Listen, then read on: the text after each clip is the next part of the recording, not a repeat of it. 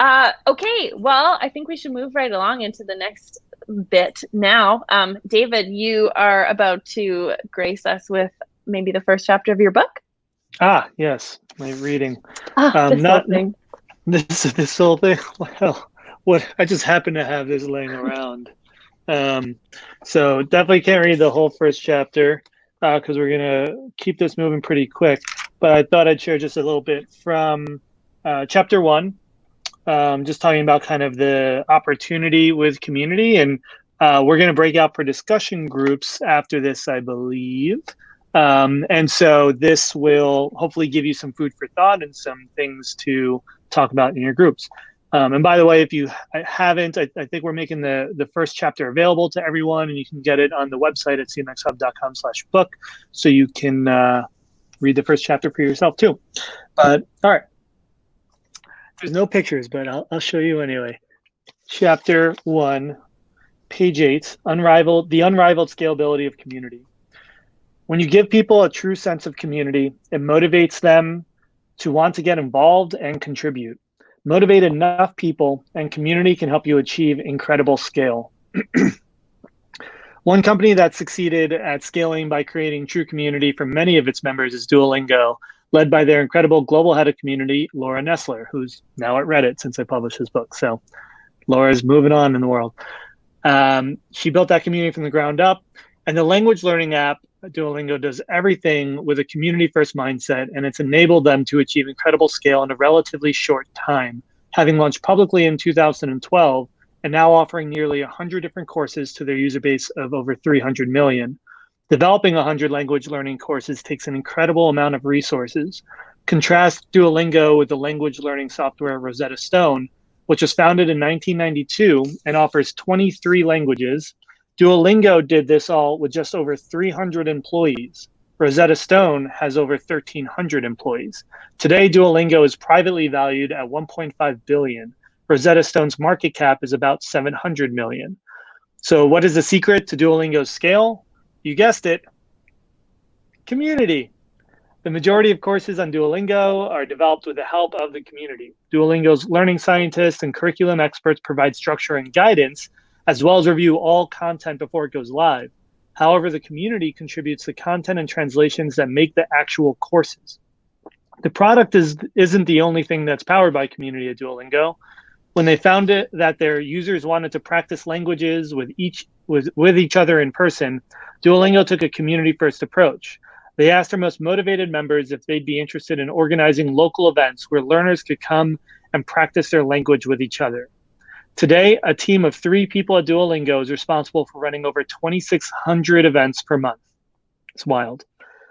It's the kind of scale that companies only dream of, and it can only be achieved by taking a community approach, by giving your customers opportunity to connect with and support each other.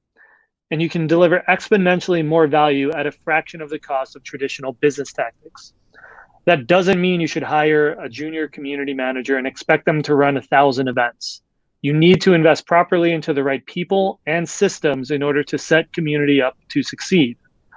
With the right foundation in place, the sky's the limit for how much they can accomplish.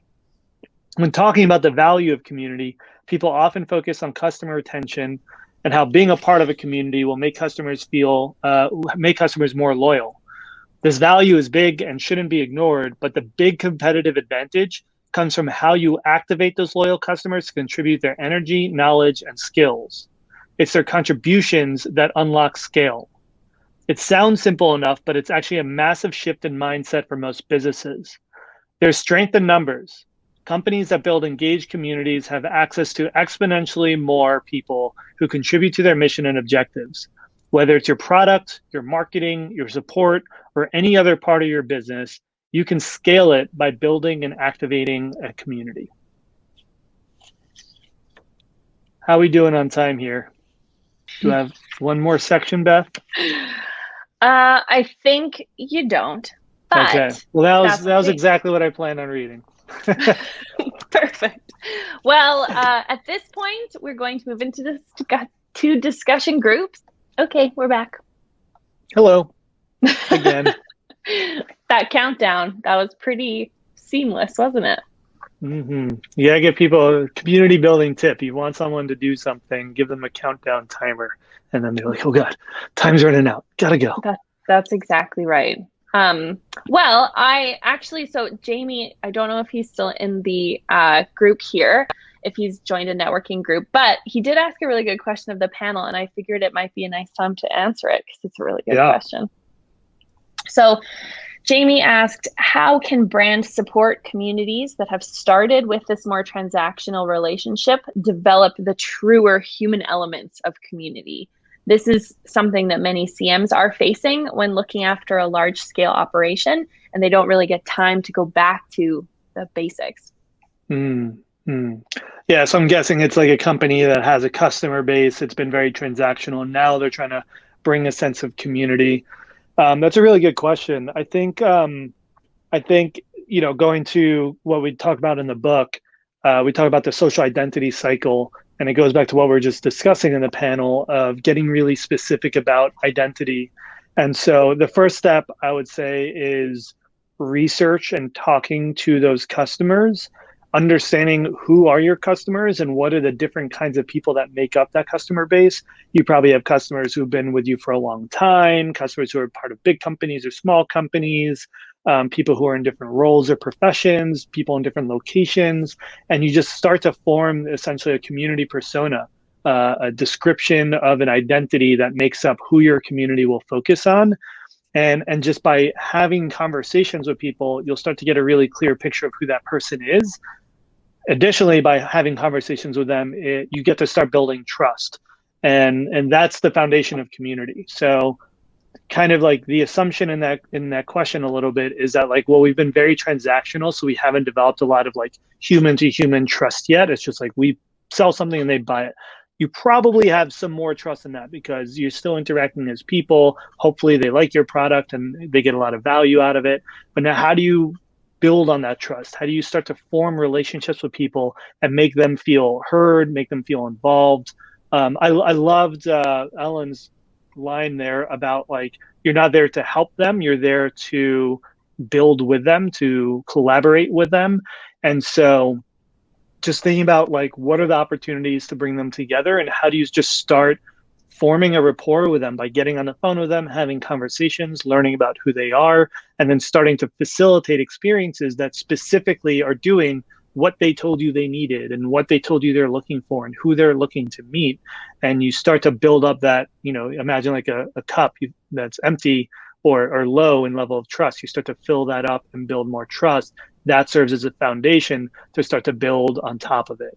So yeah, start small, start with research. Even if you have 1,000 customers, start with like 10 and try to build like a really good kind of foundation of trust and connection and then build out from there. I think that's such good advice, David. And I know, like, I feel like I have a little David sitting on my shoulder all the time that's asking me, did you ask the community? Have you asked the community? And I'm like, okay, David, I will, because it's true. You've got this great resource that's right there who will tell you what they want if you ask them. And then with that information, you have a strategy in place. Like, you know what you have to do, why you want to do it. It's because these people want it, and then just figure out how to do it, I guess, is the easier way. It sounds easy when I say it like that. Yeah, we have this like savior syndrome sometimes as community builders of like, we just have to like know what everyone wants. I don't want to bother them. I just want to like figure it out and like solve their problem for them with them not having to do anything. But like, they want to do something. They want to be involved. They want to co-create, and they want to have conversations with you. And if they don't, that's okay. They'll say, no, I don't have time right now. And you'll ask someone else. So it's just like getting over that fear and that idea that like you have to have it all figured out and bring it to them and focus on understanding them and connecting with them as much as possible. Like, get out of the building. Totally. Totally. We did just have a question that comes from Ryan that is specifically about the answer you just gave about that. So how do you suggest starting a community on a platform such as Facebook, where there are already groups around your product? So you're coming in to an already existing community group. Do you follow the same process of writing your strategy in regards to the levels of community and spaces model? Or is there another way to do it? Yeah, it's a great question. I mean, that means you already have a foundation of community and it started very organically, which probably means that you already have the core elements. Like we talk about the 7 Ps, like people, purpose, place, participation, policy, promotion, and performance. So you probably have a lot of those foundational things of like who it is and why they're gathering and what the rules are in that group. But maybe there are opportunities to improve the policy. Maybe you need to really think about performance and like how do you measure success when it's your community co-creating it. But I think like the mistake companies often make when they do that is they come in and they're like, wait, you can't do that. Like we have to do it or we have to own it. Rather than saying like, this is amazing. These people are organically building community around our product and our brand. How do we do everything we can to support them and work with them to make sure that like we're setting them up to be successful and we will be able to get what we hope to like understand from it to know if it's like having impact for the business and we can track it and do things properly. So that's going to happen. This conversation keeps coming up where people are like, do we do Facebook or Slack or Reddit or do it on our owned platform? And the reality is like you may not have control over that. Your community might just start their own Reddit. Like this happened to Notion, who now has 100,000 customers in their subreddit that their community just started on their own. And it's like you can either try to fight against that, which I think is very silly, or you're just thinking about like, awesome, how do we make those people as successful as possible and give them access to us and our product team, like make them feel like they're part of the team and part of the family because they're doing this incredible job of rallying our community already. Totally. What you said, like some companies don't want to give that, I guess, control or that power away. And it reminds me of something that Derek Andersen said, who's going to be joining us very soon on this stage, that it can be really scary for companies, like for execs, to even think about building a community because you're putting people in a room where they might say negative stuff about your product, or they might, complain about something, or they have negative things to say. And that can be really scary for a executive team to want to put money into. So what are your thoughts on that? Like, how do you get away from the negative, or what would you tell an exec who's scared of that kind of community? Totally. So I would say that people are saying negative things, whether or not it's in that space or in a different space. Would you rather have them saying it in a place where you have no visibility, no influence, no ability to engage with those people, no opportunity to learn from it? Or do you want it to be in a space that you get to facilitate, you get to have a voice, you get to be involved in, you get to respond to people, you get to make sure they feel heard, you get to take that feedback back to your product team? So it's like just eliminating the space isn't going to eliminate the negative feedback and sentiment that people have. It's just going to put it somewhere where you have less visibility and ability to be involved in that conversation. Amen. Better to control that space for sure. And I think as well, a lot of times when people are negative or they're having a bad experience with your product or your organization or whatever it is, what they really want is to just be heard. And if they're shouting into a void and nobody's answering them, then that will make them angrier. That will make them more unhappy. And so being able to come in and shout back and actively listen and take that negative feedback. Don't shout back. Don't shout at them. Calmly respond. Yeah. Well, yeah. I mean, you're not going to control the space. Like it's not even your space, right? Like we talk a lot about community, like your group, your forum, your message boards, your events, they exist for your community. And so if you're coming in and saying like, we're going to control the narrative and control the how people talk about us in this space, yeah, you're going to be disappointed. And this is a mindset shift for a lot of companies and people who've been in the world of business for a long time, because you are giving up control, but what you're doing is you're gaining influence, right? You're giving up control, but you're gaining influence. You're not going to be able to change what they say by just like forcing them to not say it or deleting their posts. Like that's a really bad idea. But if someone's like, I'm really upset about this thing in your product, and you now have an opportunity to come in and say, all right, like we hear you. We understand. We've heard this from other customers as well. We really appreciate this feedback. Here's what we're doing about it. Here's the things that we can't do anything about it. Here are the reasons why we can't do anything about it right now, or what we can't do. But we hear you. We want to keep learning. We're actually going to be hosting a session to talk about this specific thing. Like, that's such a different response that now it like disarms that person who is really upset, really riled up. They're like, oh, like someone's listening to me and responding to me and acknowledging what I'm saying, and not just like ignoring me or telling me that I'm wrong. That completely changes the dynamics of the conversation. And it gives you an opportunity to turn a critic into an advocate, because now they're like, wow, this is a company that listens and takes my feedback into account. And now they're actually going to be a much more positive contributor, ideally. Yeah, totally. I think we have just a minute left. I'm thinking that people are going to start to kind of pour into the audience again, if they're not already here. What's another question I could ask you, David? Have you ever worn socks with sandals? That's actually really funny you asked that, because I just purchased a brand new pair of Birkenstocks, because the knockoff pair I bought in Thailand had holes in the bottom. After many years, they served me well. So I went to buy Birkenstocks, and I was like, I asked the guy at the shoe store, I'm like, can I try these on without socks, or is that like weird and gross? And he's like, we treat them all after anyone tries them. You're welcome to do that, but you can also wear them with socks. And he's like, actually, that's very stylish now. And there's an entire Instagram account all just specifically Birkenstocks with socks. And I didn't believe him that it's stylish now. It's not what I'm seeing on TikTok, but I appreciated the sentiment. And I do, in fact, wear socks with my Birkenstocks. Usually when I'm just like around the house and I just want to like go outside quick, and not like, not wearing it for style. It's convenient. That's fair. I feel like two things. One, there's a missed opportunity. Birkenstocks should definitely be selling Birkenstocks as well. Birkenstocks. Are they Two, not? the CMX satisfaction survey that went out last week does ask this question. And I just looked, and 30% of CMXers who have taken the survey so far, yes, they do wear socks. Wow. 30%. Wow. That's crazy.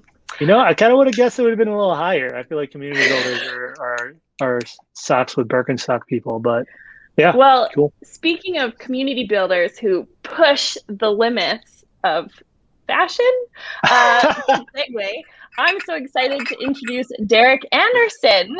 Wow. What an intro. Wow. And, the shame that I feel as you speak about this subject, right now, as my stance socks with my Yeezy slippers. Okay. So I'm doing it. Historically, I'm not somebody that does it, but in the cold garage, I'm doing it. We're in quarantine. Everyone should be wearing socks with slippers. If you're not, you're doing it wrong. That's true. And Derek, I had this whole bio written out for you that I was going to do this whole beautiful thing and introduce you. But I feel like you just showed us and told us all you need to know. No.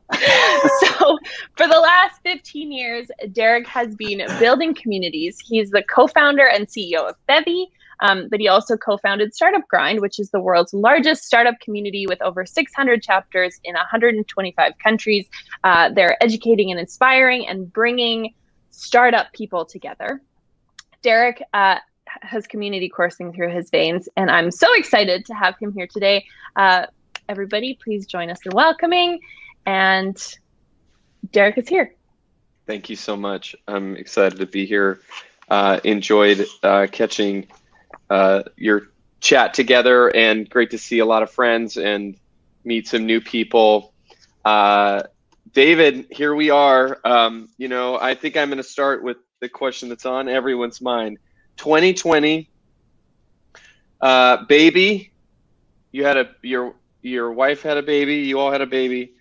You had a book, and the pandemic, and you lived in a one-bedroom apartment in San Francisco, doing all of these things. Why? Why would you do this? I feel attacked. Why? I don't know, man. My coach tells me that I never know how much is enough, and something I'm working on. But some things are out of your control, and I guess neither of those things were actually all. Aside from the pandemic, everything was in my control. But yeah, the baby was due the same week that my manuscript was due. So in some ways, it was just pragmatic. It was like, well, I'm gonna get this manuscript done because literally there's a human coming that I'm gonna have to take care of after that. So it was a hard deadline. Well done. The other thing is community really had its moment in 2020. And I wonder if I mean, I know you've thought a lot about this, but like, what did you see happen in 2020 with the community industry that maybe we had sort of hoped would happen or hypothesized would happen? Or like, were there specific things that you're just like, wow, things finally arrived, or has it not yet arrived? Like, what's your take? Yeah, it was a fascinating year, man. It's like, for those of us who have been working in this space for a very long time, seeing how people are talking about communities, seeing like the VC tweets and articles going out, it's like always what I envision, like one day like this will happen, and it's like happening now, and I still can't really believe it. I think that what was interesting is we were already seeing this like wave toward community starting even like 2019 into the beginning of 2020. I think people were starting to talk a lot about it. There was more conversations in like the tech world around it. More and more companies are starting to get on board with it. So it was like the foundation was there, finally, and then COVID hit, and for whatever reason, when companies think about in-person events, they don't always think of that as like a community management, community strategy thing. But when they see online community programs, they did, which I think is wrong. I think the in-person is a critical piece of every community strategy, and community teams that do a really good job are doing both. But that's kind of what it was, right? It was like we do events and we do community. They weren't thinking of it as like all part of one cohesive strategy. Then COVID hit, and all of a sudden events had to like poof and all move online. And so they're doing virtual events, and they're trying to figure out like, okay, how do we spin up our Slack really quick and online community really quick? Like all of a sudden online was the only option. And because people were already associating online engagement with community management and community strategy, all of a sudden 100% of companies were investing in community overnight, and went from like interesting to just like full on investment. And I think that's like, who knows what's going to happen with events. I think we're just going to kind of, trail back to normal as the vaccine gets distributed. I think more people will be doing virtual events as well. But I think community, now that everyone's like investing in it and seeing the opportunity and building it into their strategy, I think it's here to stay. Just on that note, the word community or community marketing, it has so many meanings. And I know that personally, the way that I describe it, or we describe it at Bevy, is not honestly the way that a lot of people describe it in the industry. It's really centered around the discussions, the conversations. Like that's been historically what community is. But now we see all these other, like, as you mentioned, like all these, there's a lot of products getting funded that are being sort of labeled in the community industry, which is really exciting to see, which are not in events or discussions. Like when you think about community marketing, or like how do you now frame what that actually is? Like, is there a way to really, does it fit in this certain box from a business perspective, from a tools perspective, or can somebody say like, hey, like I built this thing and it's a community tool and it just is, no matter what it does? Yeah, it's a very good question. One thing I talk about, and we talk about this in the book a bit, is like understanding the difference between community as a cultural value and community as like a business operation. And so on a cultural level, I think it's everyone's job in the company to build community. The support team is answering questions for community members. The marketing team is growing the community. The product team is building tools for the community. But then there's communities in operation. And I think the community team's job is to run these programs that facilitate member-to-member interaction and collaboration, right? And so that takes the form of events, of forums, of message boards, of collaboration programs, of customer councils, anywhere where it's like we need people to be talking and connecting with each other, and we need someone who's a professional at facilitating those kinds of programs. That falls under community. And so I think from a technology standpoint, what we're seeing in the community technology stack and the technology ecosystem is any tool that's empowering a business to make connections between people, I think is a very good fit to be called like a community platform. And that's, again, events, message boards, unique kind of virtual gatherings, community operations, I think is going to be a huge opportunity coming up, is like, how do you make community teams scale up their efforts and automate the things that they're doing that are still very hands-on and manual?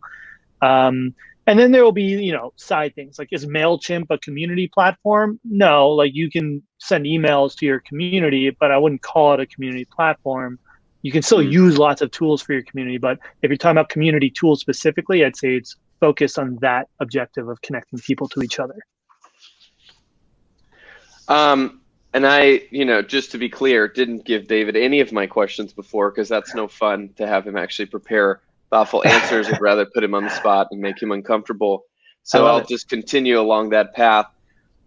David, look, you were really ahead of this whole community situation, and so I'd like to know what the future kind of looks like. What does it look like in?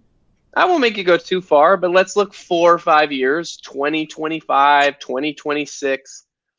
What do you think is different? What's improved? What's changed? Like, what does the world look like in relation to the things that people like myself or others listening here that are in this world? How do you think our world's going to be different? Yeah. It's funny because the whole time of building CMX and raving about this industry, I'm always I think community is the future of business. But in the back of my head, I'm always I hope that community is the future of business. And so what I'm going to do now is tell you what my hopes are, but I'm going to say them in a prediction format, because then it comes true, is what I've learned. If I just say it's going to happen, then even if I just hope it happens, it'll come true.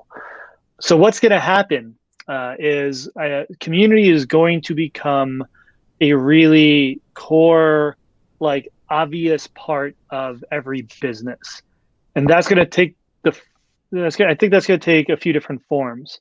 One is we're going to see a lot more chief community officers. We're going to see chief community officers on publicly traded companies, on scale ups. I think we're definitely going to see it in startups. It'll start with a lot of startups. Enterprises will take a little longer to come around to it.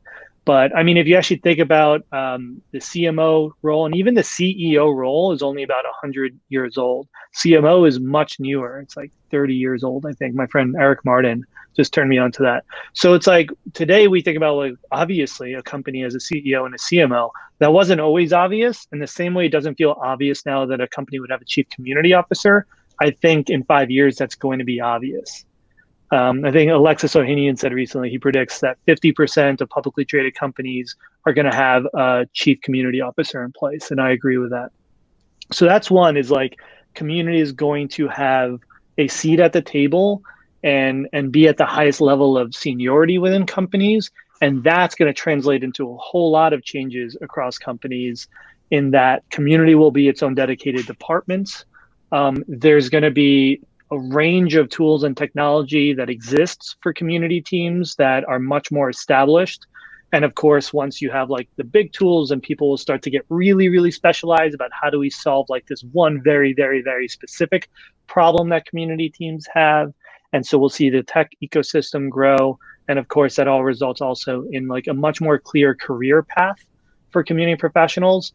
And that's going to lead to the segmentation of the community practice. So right now, there's still kind of this like single thought of like the community manager, the community professional.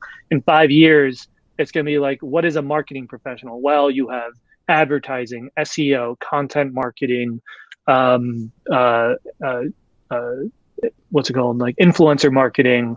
You have growth hacking. You have all these different kind of segments within that profession. The same is going to be true for community, where you have community operations, you have community run events, you have community like online, like forum focused communities, online programs. And you're going to have people who specialize in these different kinds of roles that they could actually build a whole career path around. Awesome. So now let's jump to the future. It's 3021. No, I'm just kidding. No, well, I'll tell you, actually, we're all going to be in VR. If you haven't read Ready Player One, that's the future. And so community is actually going to happen like right here. And you're all going to have virtual avatars, and we're going to have an entire ecosystem of people building community in virtual reality. Who will be the first chief community officer of Mars? And you have 5 seconds to answer. I hope not Elon Musk. One thing I really like about this book is that it's really digestible. I mean, a lot of books, I'm just kind of ADD. I'm undiagnosed ADD. And I just have a hard time sitting down and reading 300 pages of some book. But your book, it really like goes into these sort of short and thoughtful but impactful like sort of nuggets of several pages or a couple pages, and you can just kind of jump in and then move in and out of those things. So I wanted, in the sort of spirit of that, I wanted to sort of try and do that and sort of jump around and move quickly. This will also guarantee for everyone watching that you actually wrote this book, because only the person that wrote it could keep up with what we're about to do. This is gonna be a big test. If you didn't, if maybe this came from somewhere else, I think we're all going to discover that live, and that would be newsworthy and devastating for Bevy and our company and CMX. But it would be interesting, and we're here to create entertaining content. So if that sounds good to you, I think we'll just kind of jump around a little bit. Does that work for you? Let's jump around. I'm afraid. Okay. Let's talk about peak moments. What is a peak? What does creating a peak moment inside the community mean, and how is it relevant? Yeah, so peak moments are a really cool concept that I learned about from the Heath brothers. They actually spoke at our CMX Summit in LA, I think that was 2019, and talked all about their concept from their book called The Power of Moments. And a peak moment is this idea that, the example that they give that I use in the book is like, if you think back to going to Disney World, for example, when you are actually there, you probably spent about 70 to 80% of your time waiting in lines, walking from ride to ride, trying to figure out what to do, spending lots of money at the food concession stand, like not great experiences or moments.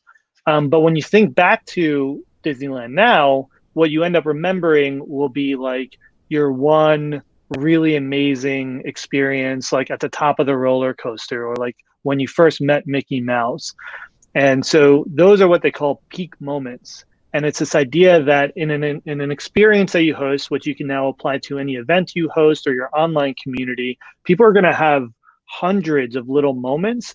But if you can just create even just one really special peak moment, that's what people will remember and take away from it.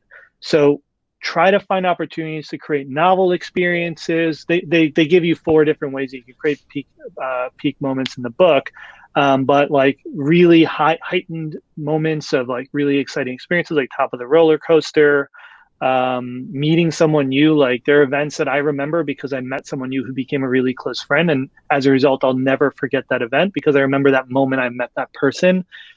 So finding ways to create those peak moments in your community will make sure that people perceive your community very highly overall. Okay, it sounds like you wrote that chapter. The next thing which kind of dovetails into that is personal invitations and doing things that don't scale, which actually really resonated with me with Startup Grind, the community that I helped create. So talk to us about what that means. Exactly. So personal invitations and things that don't scale are all about when you're first starting out, the tendency is to like try to go as big as possible, try to launch in as many cities, as many chapters as possible, just like go big out the gate, but you actually miss out on an opportunity to create a really strong foundation of community by starting small. And I think it was Paul Graham who originally said, like, do things that don't scale for startups. And I think that 100% applies to community. A really good example that I share in the book is Sarah Leary at Nextdoor. She's one of the co-founders at Nextdoor, and Nextdoor today is like in, I think, over 80 or 90% of neighborhoods in the US. When they started with one neighborhood that was in Mountain View. They literally went to the housing board and pitched the housing board on the concept for Nextdoor, got the housing board to say yes, and then they went door to door, knocking on people's doors, inviting them to come join the platform. And so, you know, any community platform, any community, Reddit, Facebook, Slack, like all of them started in one very specific group in one very focused way and very hands-on and with using personal invitations, because personal invitations are like a hack for community builders. Because if you just send out a mass email, it's like, come to our event, you know, very small percentage will come. But if you personally invite someone and tell them why you're inviting them, now they have to respond, or they are specifically ignoring you, which like they might do, but what they feel when they get that invitation is like, wow, I'm getting a personal invitation. I need to at least respond, even if I can't go. That's not scalable. You're not going to be able to do it for 1,000 members, but you absolutely can do it for your first 100 members. Could you talk to us about using your authentic voice? This can be tricky because you want it to feel real, but sometimes you don't want to get too real. Perhaps, like, what does that mean? How do I use my authentic voice? How do I know where the sort of like the guardrails are on what to say and what not to say? Right. Well, I mean, this is a great example, this interview, right? You could have come in with like a list of prepared questions that you presented me with, and like we would have very like formally and structured go through it. Been more thoughtful about, you know, how I was going about this. Ask better questions maybe, but you know, we'll roll with it. But you know, it's like, this feels authentic. It's like, this is like how our meetings go. It's us giving each other shit and just talking to each other. That makes it much more engaging. And so like when you're posting in your community, sometimes our tendency is like to put on our broadcaster voice of like, I am announcing something as our brand that everyone should know about, like almost like you're watching a commercial, but that's not what people engage with in communities. They want to engage with real people. So like, mess up your grammar, don't use the right punctuation, use like weird lingo, like jargon that only, you know, your local town uses, like bring yourself into it, because that's what will make it feel really engaging and make people feel like they're talking to a friend. Now, like, yeah, if your brand has a certain voice, you shouldn't like, you know, if your brand is very professional and very like buttoned up, you don't want to come in and start like cussing like a sailor. And you probably shouldn't hire a community person who doesn't align with the voice and the values that you have as a company. And of course, as community builders, kind of, you know, like an actor in a way, we can like adapt our voice for a community that's going to resonate. But the more you can bring your own stories, your own personality, your own voice into all of your content and conversations, the more engaging it's going to be. On that note, in terms of just keeping it real, I'm going to deviate here. This wasn't in the book, but I'm just curious. Baby number 2, when should we hope for that? Your parents have reached out to me and asked for an answer, and I'm committed to getting them some resolution on that. It seemed like a good time. There'll almost certainly be a baby number 2, but no plans yet. We're going to try to figure out baby number 1 first and try to get out of a 1-bedroom apartment. Okay, we'll set some goals. And you know, figuring out who your community is built for, and then who it's not built for and who doesn't belong. Can you talk about that? Yeah, so just a really helpful way to really get specific in who you're building your community for is to actually write down who your community isn't for, right? So all communities are exclusive to some extent, because if you try to be inclusive of everybody in the world, then you're not actually including the people that you're trying to specifically build for, right? And so, if you're trying to make a community that, enterprise professionals feel really welcome in, and they know that like the conversations are going to be focused for them, you might actually say upfront in your community, like, look, this is not a space for startups. Like there's lots of great spaces out there for startups.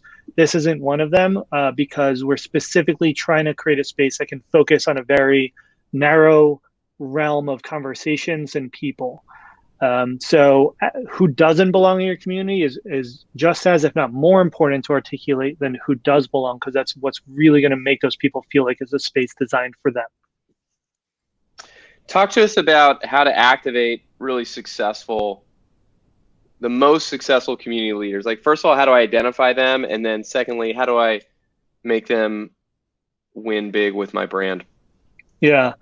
So the biggest mistake people and businesses make here is they try to like convince people to become ambassadors who aren't already organically showing that they want to be ambassadors and acting as ambassadors. So the best thing you can do is identify the people who are organically taking the actions that you would want an ambassador to take, and just figure out how to start supporting them and how to make them more successful, and work with them. And what you'll learn is like what they're doing becomes a playbook. And over time, what you do is develop a playbook. Like Beth on our team has done an incredible job of that with the CMX Connect program. We have 60 chapters that's all community led and run. And so it started with like, who are the people who have been asking us to host an event and want to bring a chapter to their community and is already advocating, and maybe they already hosted an event without even asking us. That's amazing. Great. Like, find that person, support them, and then co-build the playbook with them.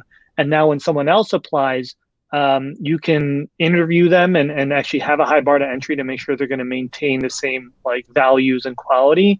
And then you start building that playbook that you can give them for like, great, here's how to get your chapter off the ground, or here's how to become a great advocate for the business. Here's how to like select, you get as specific as you want. Like TEDx has a 80-page document that lays out every single element of how to run an event. Startup Grind has an incredible playbook for how every single local organizer should get their chapter up and running and run their events, work with sponsors, grow their events, how to find venues, how to choose food, and just take away as many of the obstacles as possible from those ambassadors being really, really successful. With that, you talked about, kind of creating these peak moments and also doing things that don't scale. I think that applies directly to these people, of how you really just find, in anything, when you find really special people or some sort of special opportunity, like you get into the details of that and try to make it, on an individual basis, very special. And I think these people, where it's like, I think we hear a lot of times, well, I don't know if I can do this. I don't know if I can get this going. It's like, well, do you have 20 people that love your product, or 5 or 10? Like, can you just do something special for those people and then start from there, and maybe that will multiply. But that's all you need. Just start, and try to create peak moments, try to create something memorable for the 20 people to make them love you even more. Exactly. I mean, your story with Startup Grind is like the perfect example of that, of like, you just started organizing events that you wanted to see in the world, and you created a really clear set of values that people really jived with at that time. And then you had someone come up to you and be like, I want to run this in LA. And I remember you telling me, you're like, that's a terrible idea, but all right, like, go for it. And it was someone who organically just wanted to take it and run with it. And because you had a very clear set of values, they knew how to replicate what made that event special, what made it a peak moment, what made it feel novel from all the other startup events at that time. And you started with one, right? Like, for a business today, especially if you have a ton of customers, you're probably like, oh, like, I want 100 chapters. Like, how do we get there as quickly as possible? And you think that might mean starting with 100. But the beauty and power of community is its compounding effect. And so, you think of starting with one as ridiculously small, but the compounding effect means one turns into 2, into 4, into 8, into 16, into 32, into 64. And then all of a sudden you have more than 100, and it's growing from there. And that can happen actually quite rapidly once you figure out the model and the playbook that now you can just replicate over and over again. How do I keep people engaged if I get them going and like they're dropping off, or they're kind of coming in and out? Like, people are busy, right? Like, people have their careers, their personal lives, and all these other things going on. Like, how do I keep people engaged, and what is the right cadence for engaging with the sort of super users in my community? There's no exact right cadence for any of this stuff. I think it depends on your community and like how much time they have and what they want to achieve. And one tool I give you in the book is around like recurring events and experiences. And so you could literally write across a piece of paper daily, weekly, monthly, quarterly, and annually, and then just take 2 minutes for each one and write down every idea for what can you do to engage them daily, what can you do to engage them weekly, what can you do to engage them monthly, quarterly, and annually. And all of a sudden you'll have like a huge list of ideas, and you can kind of go through them and prioritize them as like what really jumps out at you as like, oh yeah, I think this will really resonate with this group of people and it fits in with what they're looking for. And now you can have these steady cadences of keeping them engaged over time. And it's really important to be consistent. So showing up at the same time, if you do it daily, doing it every day. If it's weekly, do it every week. Don't skip a week. If it's monthly, like do a check-in on the first Tuesday of every month so that they know that they never have to guess when the next event is. They know the first Tuesday of every month, there's going to be an event. So take out the barriers and questions that might prevent someone from being engaged. And that's the way to think about it. You can never force someone to be engaged. All you can do is create more opportunities for them to engage and remove more barriers that's preventing them from being engaged, and see if that organically drives them. But if they're not going to be engaged or they fall off, that's okay too. People going inactive is a natural part of communities, as long as overall the community is continuing to grow and engage and you're bringing new blood into the program, that's okay. I want to shift gears very briefly. This is also not something in the book, but I feel like it's important to ask. And that is that you are actually currently in Nashville. And you said to me in a one-on-one a couple weeks ago that you were there allegedly to visit family, but you've been growing out your beard and your hair. And I know I've been hearing sort of rumors about some music, some of your own music getting into some of your podcasts and things. And I just wonder if you could just come clean here in front of everybody, or at least be, sort of honest with the community about what your intentions of being in Nashville truly are. Derek, I thought our one-on-ones was a safe space. What's shared in those are supposed to stay between us. I'm very disappointed. I mean, yes, head of HR did make that clear the last time the three of us spoke about it, but I still felt the need to be my authentic self and to share my voice here. So yeah. Well, still in the Bay Area. It's going to be there for at least another year. I don't play any music. None of these guitars are mine. I have no idea what to do with music generally. I wish I did. And it would be much more affordable than San Francisco or New York, which are our two options. But my wife wants either San Francisco or New York. Those are only two options I've been given. So. Okay. Well, we're watching you. We're keeping an eye on it. I just the last thing I just wanted to ask you about is not fearing the crickets. You talk about and I think we've all had this feeling where you launch something, you're so excited about it, and then it kind of just tapers off, slowly gets quiet, and then was it wrong? Was it the right thing? Was it not the right thing? Did I mess it up? Do I keep pounding the message home? Do I need to shift? Why shouldn't I fear the crickets? Yeah. So yeah, it's like we all have this fear that no one's going to show up to our birthday party, right? It's been instilled in us since we were kids. Obviously everyone always came to my birthday parties, but sure, it was certainly a fear of mine. And so we still have this fear today, especially for community builders who tend to be people pleasers and care a lot about their reputation. It's scary to think about hosting an event and having no one show up, or posting something in the community and having no one respond. But it's really important that you become mindful and aware of that feeling, that fear, because what that's going to do is prevent you from using your own authentic voice. Earlier in the panel, Allison was talking about being, embracing your weirdness. And I think that fear prevents you from being weird in your community because you're like, I just need to get this as, optimize this to be as engaging as possible rather than just putting yourself out there and seeing if people engage. And so the key is to always think about your community as an experiment. It's constantly just putting things out there and with the expectation that it probably will fail, but it's an experiment. And the key is that you learn from that experiment. And so if no one responds, great. The key is to just not keep doing the same thing. I would go back to that and say all right, what could I change next time that would make this more engaging? Maybe it was a time of day I posted this or I hosted the event. Maybe it was the way I worded it. Maybe I wasn't clear enough in my instructions for how to participate in this. And then say, cool, I learned something. Let me try it again in a different way, in a different time, and see if that works. And you can always adapt, especially with events. I've had events where we planned on 100 people and 10 people showed up. So it's great, we have more than enough pizza, so no one's going home hungry.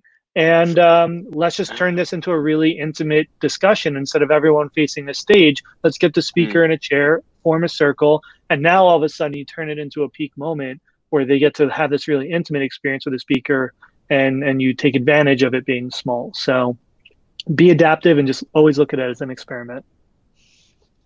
Awesome. Speaking of being adaptive, I'm here to answer some questions from the audience. To adapt. It's a nice product placement. Thank you, everybody. I'm still waiting for mine. Yeah, let's dive right in. We've only got 5 or so minutes. So, Derek, when do we get CMX Bevy socks? Ooh, good question. I don't think that's going to be a thing. Okay. That was the first question. I appreciate it. Maybe CMX socks alone or Bevy socks alone, but the CMX Bevy socks? I don't know. I mean, I could be persuaded. I need to think about it. Okay. We can get a bevy of CMX socks. Good one. Okay, so second question, and this is similar to the Bevy plus CMX question. So Blake says, Bevy and CMX has been the perfect marriage of community-focused companies that walk the talk and live your values. What have been some of your proudest moments of what you've achieved so far? David?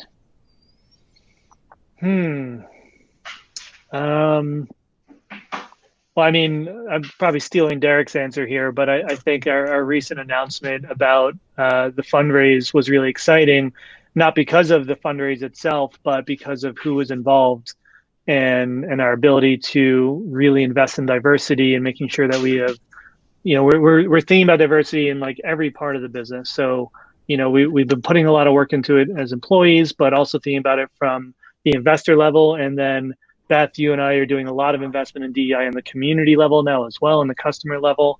And so just seeing us get that out and seeing the response, and I'm just really proud of that work. And that is a huge testament to Derek and the work that he's done to really, reflect on where we want to go as a company with DEI and community and walk the talk. I mean, it's all Derek. So that was Derek's answer. So what was I going to say, Derek? That's nice of you.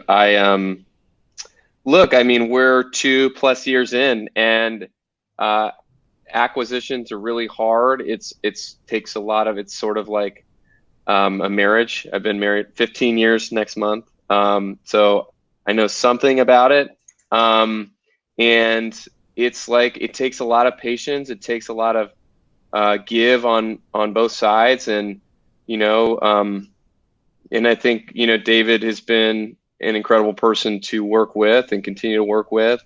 I think about the CIAs, which we launched with, Beth's plays such a huge role in that as well last year.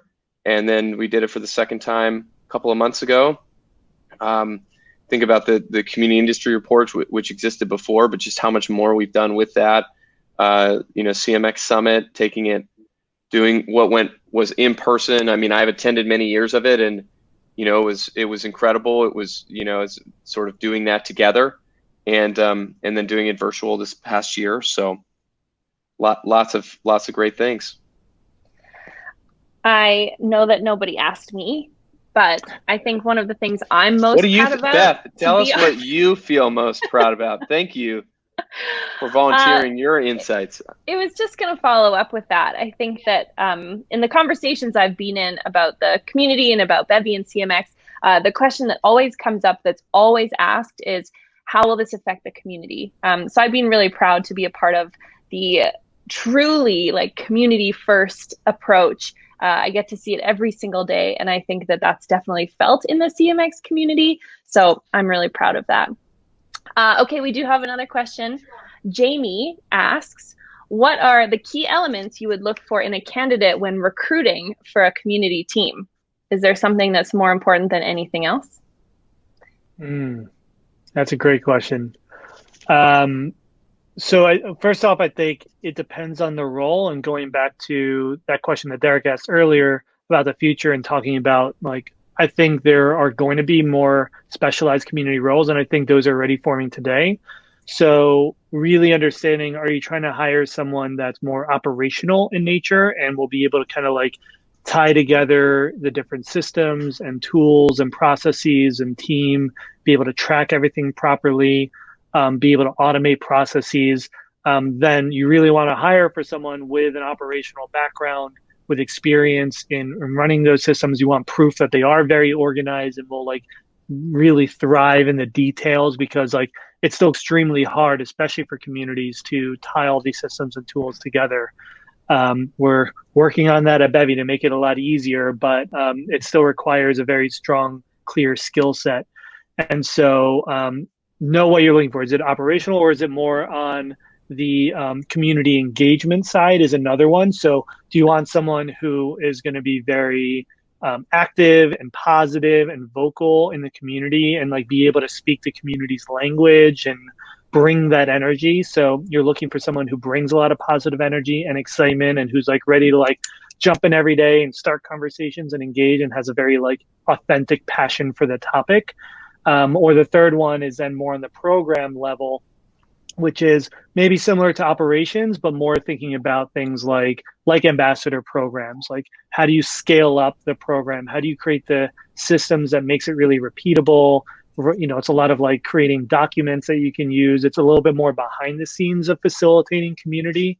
Beth does a lot of incredible work in that world for us. So it's just understanding, you know, are they doing all three of those things, or are you looking for something specialized, and making sure to interview for the specific skills that they need to bring to the community team. And the one thing I'll say as well is empathy across the board. Always look for evidence of empathy, of how they like stepped up to help people or support people when they didn't really have to. Awesome. Thank you, David. That was awesome. And I feel like there's a lot of people in the audience who are like, yeah, that describes me. So I think they're all in the right place. But we have a surprise for you, David, because we're all so excited about your book launch. What? I was like, don't come in. I'm in the middle of an event. Wow. Happy. Oh my Bring it closer. We need to day. Bring it closer. Bring it closer. Yeah, it needs to be in the middle of the screen. Right in the center of the camera. You gotta see Everybody it there. can see. It's a bookcase. Got it. Congratulations, Wow. David, from everybody at Bevy and CMX and our whole community. We're so excited for you. Wow, that's amazing. Also meet my wife and mother-in-law and baby Luca. Hi, Luca. Yay! Wow, that is a surprise. I am actually surprised. Hi.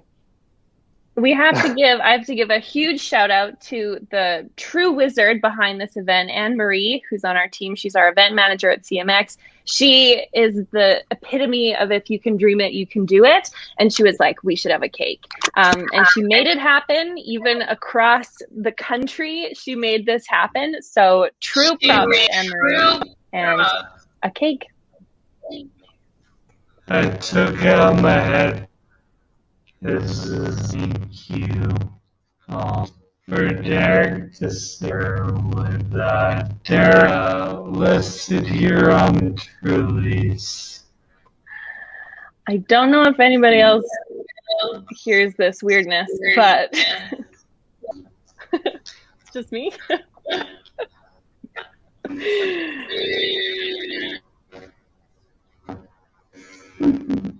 It's just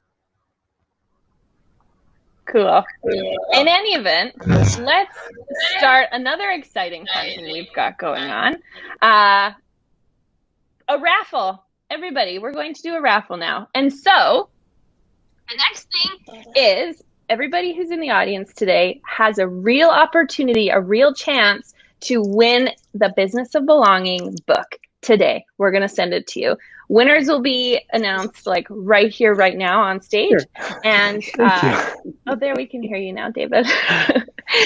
Winners are going to be announced right here, right now in this gigantic wheel that we have of everybody in attendance. And winners will be emailed later today when you've won. So, Anne-Marie, let's spin the wheel. Oh boy. I think I fixed it. Can you hear me okay now, my robot? Yes, we can. Okay. I'm shook. That was a surprise. Yay!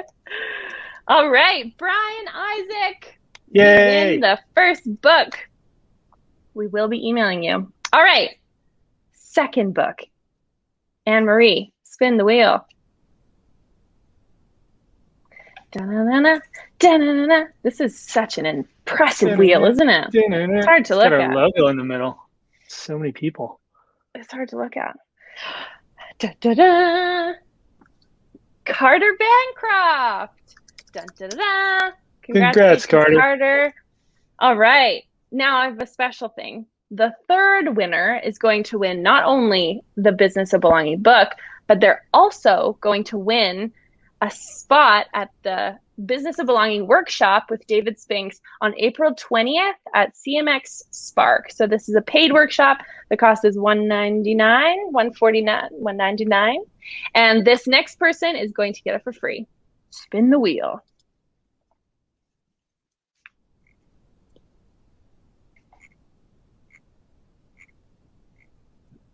I'm jealous that you get to eat cake today, David. Gonna eat my book.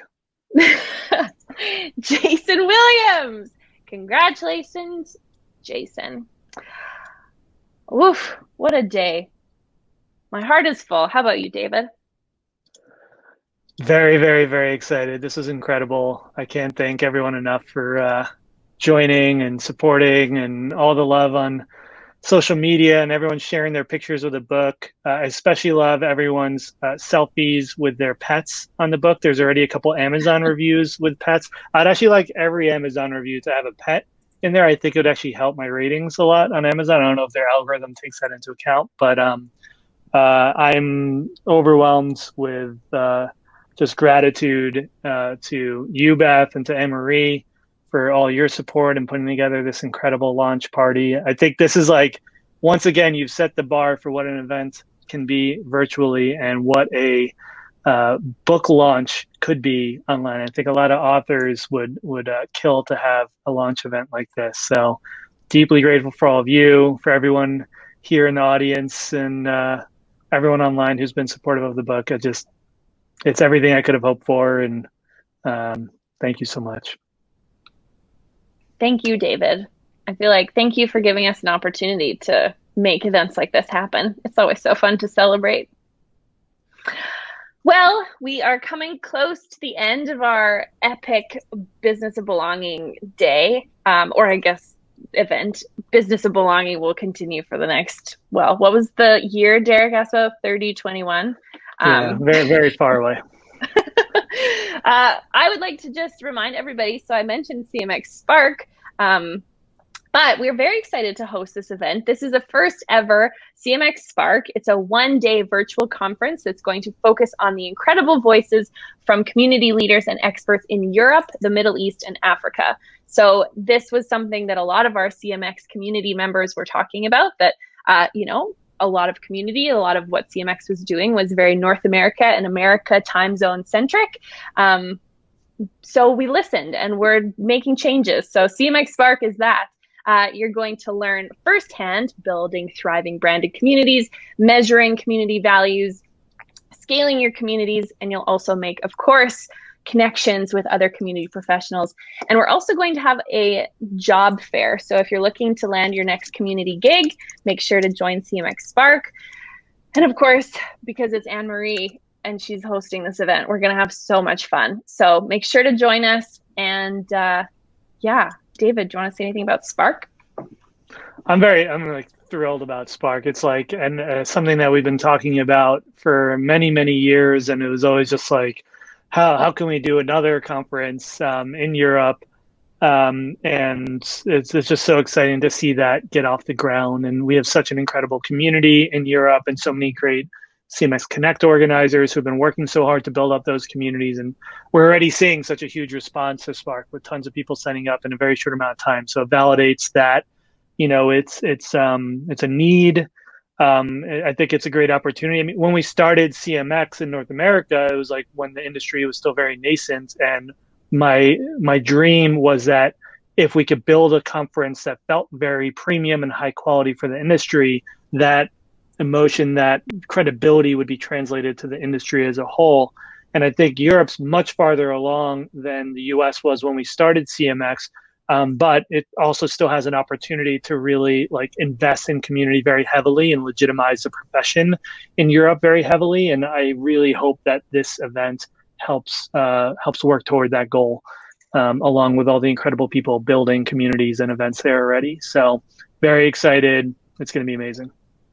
Awesome. Yes, we'd be remiss to not mention the amazing CMX Connect hosts who are helping us plan this. There really are eyes and ears and feet and hearts and brains on the ground in Europe and Middle East and Africa. And we definitely couldn't do it without them. So huge shout out to everybody who's helping Anne-Marie with this event.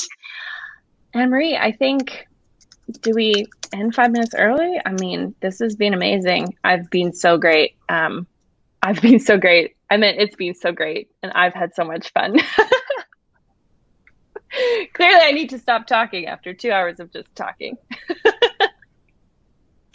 You did an incredible job, Beth. Thank you so much. You're an amazing host, as always. Very well anchored. I was wondering when you'd squeeze that joke in. I got it in. Just in the nick of time. Thanks, everyone. Enjoy the rest of your March 30th. Yes. Last thing I'll say, enjoy the book, everyone. Please go purchase it. It's the biggest thing is in this first month is these orders on Amazon, the first purchases and reviews. So if you do enjoy it, please review it. If you don't enjoy it, just use it for fire or something and don't write a review. But hopefully you love it. Drop that review on Amazon. That's going to be the biggest help for moving the needle for authors in these early days, because if we get enough momentum in the first month, that's what actually helps a book like continue to grow steadily over time. It's kind of like exit velocity, like a rocket taking off into space. So we're doing great. It's like ranking #1 in every category on Amazon so far, an incredible start. And that's all thanks to all of your help. So hopefully you love the book, share it, buy a few for your team. We're offering deals too for workshops if you want to buy a bulk amount, and I'll come in and talk to your team as well, or a book club, we can do that too. But every sale helps, every review helps. Can't thank you all enough. Appreciate you. Thanks all.